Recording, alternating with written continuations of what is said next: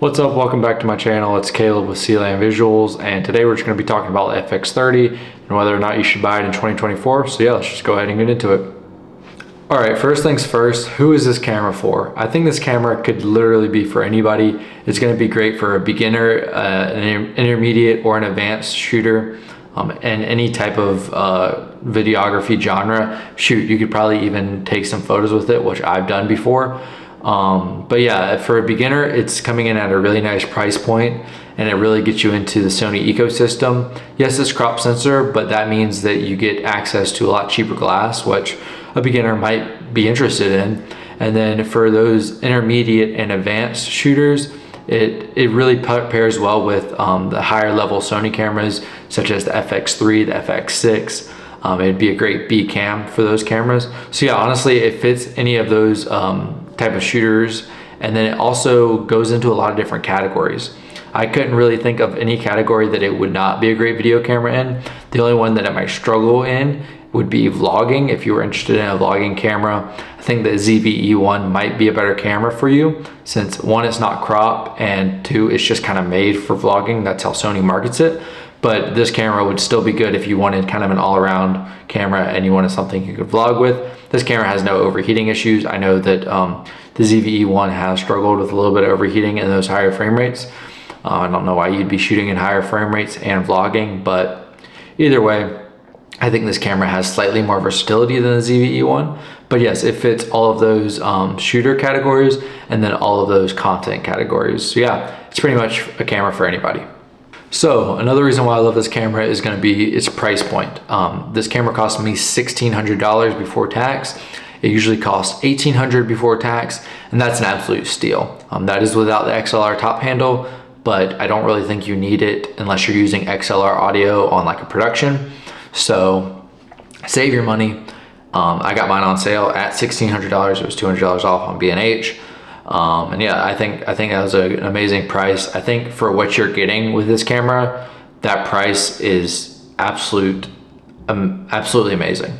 It's probably one of the best bang for bucks in the camera market that I can think of right now, honestly. And that is why I think that this camera makes a good camera for anybody. A good camera for, you know, your beginners who are on a budget, your beginners who have a little bit more money to spend, but they don't want to work for 3 months trying to pay the damn camera off. You're really going to be able to save some money. You're going to be able to invest in glass. You're going to be able to invest in other things. And that's why I think it's a great beginner camera. And then, you know, for your intermediate and advanced, who do have probably more money to spend because they're working on bigger productions, they're making more money, is more of their full-time thing. It's still, you know, not going to break the bank, and you can buy, you know, another piece of glass to put on it. And you're not spending an arm and a leg and worrying about, oh, I gotta work on paying this off now. My next few gigs are going to be just completely paying this off. So yeah, I think that's why it's one of the best cameras you can buy, is its price point. Another consideration to make when buying the FX30 is going to be lenses. In my particular case, I had sold some of my other lenses, so I had no lenses to go off of. So I really wanted to start from scratch. If you already have lenses, you're kind of in that intermediate advanced range. You can use your full frame glass on this camera, but I think where this camera really shines is going to be with APS-C glass for beginners in particular. It's going to allow you to save money, and you're going to be able to get some different focal ranges. So I have a lens right now that I cannot get full frame. This is a 17-70, which is a 24-105 equivalent. It's at f2.8, and Sony doesn't even make that lens. Closest thing full frame is a 24-105 at f4, and it costs around $1,000. I got the 17-70 for less than $500, I believe, whenever I bought the FX30. And I think that is really where the camera shines, is you can use APS-C glass, which is oftentimes cheaper, and you can get kind of a unique focal range that I would not be able to get otherwise.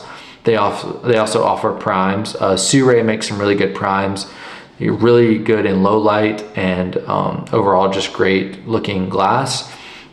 And they're super affordable. I believe their Nightwalker series, which is a manual focus one, they're all less than $400, I want to say.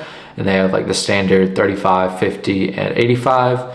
And then Sirui also makes, I don't know what it's called, but they made autofocus ones that are at, I don't even know what, they're both at really good f-stops. I think the autofocus ones are at a lower, I think they're at 1.2, but they do that 35, 50, and 85 as well.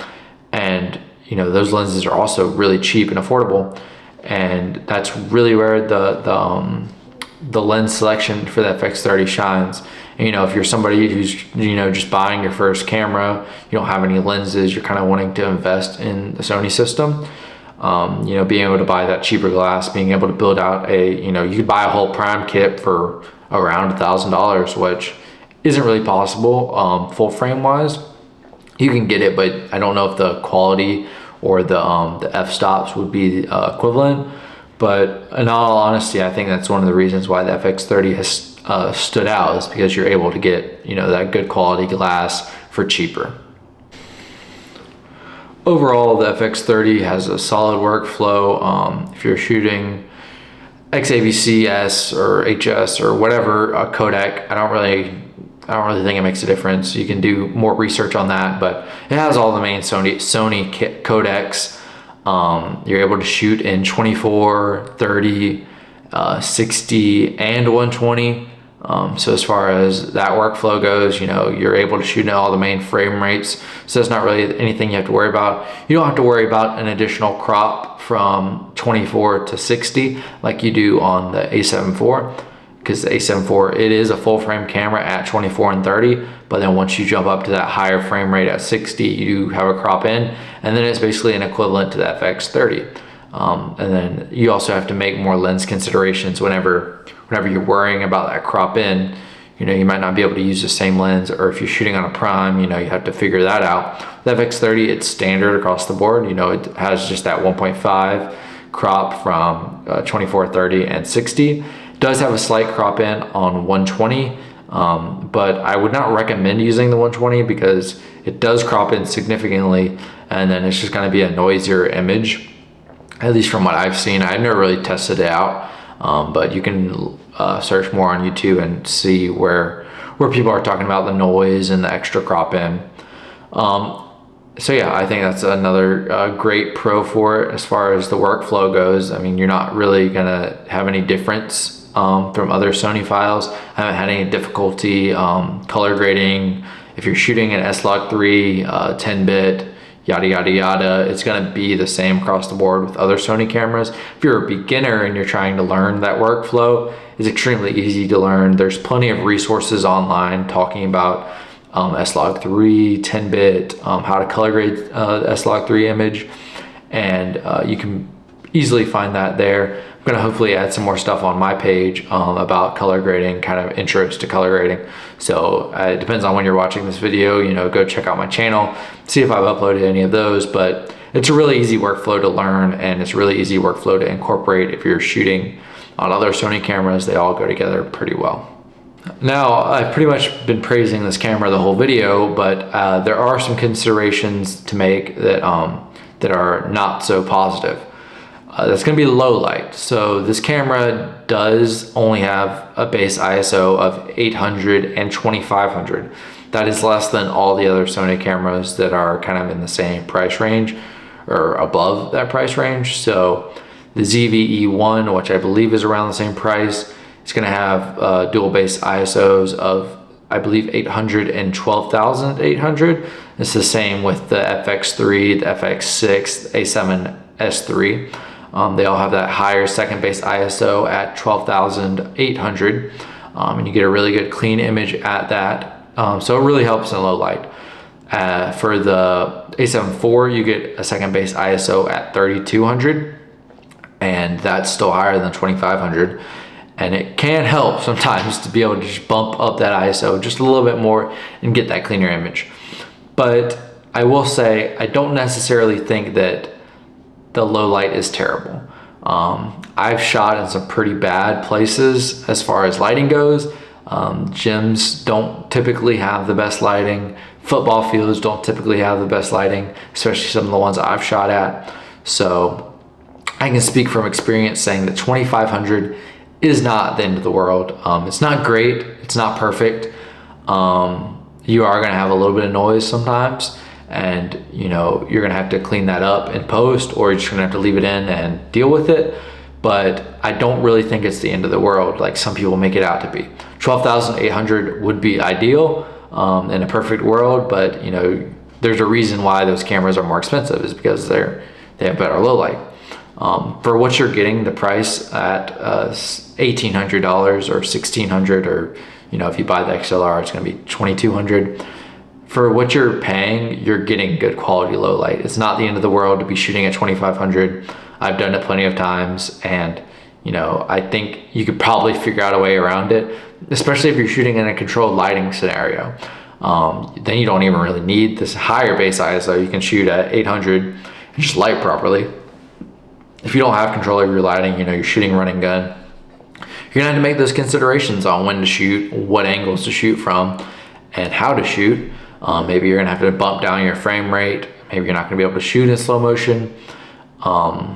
But overall, I don't really think it's that much of a negative. So I don't think that should be something that hinders you from getting the camera, unless you're shooting in pitch black darkness, which I don't know any situation why you'd want to do that. But you know, maybe if the gym that you shoot at most frequently, say you're a sports videographer, has really terrible lighting, then maybe you do fork up the extra dough for, say, the A7 IV, so you can get, you know, that extra stop or extra 2 stops above 2,500.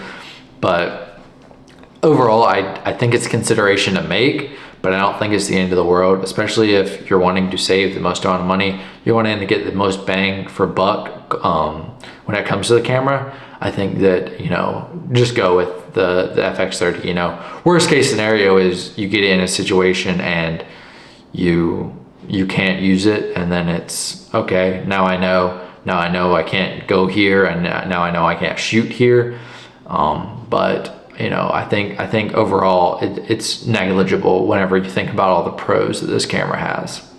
So to wrap up this video, I'm just going to talk about the picture capabilities. So it has a 26 megapixel sensor, so you can get some decent photos out of it. I'm going to put some on the screen of that I've taken. I wouldn't necessarily recommend it for photos, but if you're kind of shooting semi-hybrid, I wouldn't say if you're shooting full hybrid you should get it, but if you know you take pictures maybe 25 to 30% of the time, you know, you get paid here and there for pictures, I don't think it's the end of the world to go with this camera. I don't think you necessarily need to spend the extra money to get, you know, a good true hybrid in the A7 IV. I think the A7 IV is a great camera, but you know, if you're trying to save money and you're not trying to spend that much on a camera, and you know, save some money on glass, like I said, with going the APS-C route, I think you can get by with the camera capabilities on the FX30. I will say indoors can be a struggle sometimes, depending on the lighting. Sometimes you are going to get banding, which sucks, and your cameras or your pictures are going to be pretty much unusable, or you're going to have to, you know, put them in black and white, which I have done before. But overall, it's not a bad photo camera at all, especially if you're just maybe taking photos casually, you know, for personal use, or you know, you want to take some, you want to go on, do some street photography or whatever. It's a perfect camera for that. And then, you know, if your main hustle is doing videos, I think it's the perfect camera for that. And just kind of wrapping everything up, I think that's where this camera really shines, is in its video production. You know, if you're working in video, you're shooting a lot of videos for clients, video is your main bread and butter, I think this camera is amazing. If you're looking for a second camera, maybe if your main thing is photos, but you want kind of video camera, just shoot some things on the side, maybe shoot some vlogs, shoot just some personal content, FX30 is amazing. Overall, the camera is amazing. I think it kind of fits everybody's needs. I can't really think a person it would not be good for. So yeah, overall, I can't recommend this camera enough. It's been great the past, I think I got it in October, so it's been great the past few months I've had it, and I don't really have any complaints about it at all. So yeah, that's pretty much it for the video. I hope you enjoyed it. If you did enjoy it and you want to see more content like this, make sure you leave a like, make sure you subscribe. I'm going to be posting some more content. I'm going to try and hit a video a week this year. Hopefully that happens. Sometimes I might have to double up, but yeah, if you're interested in more content, just make sure to follow along for more, and I will see you in the next one. Peace.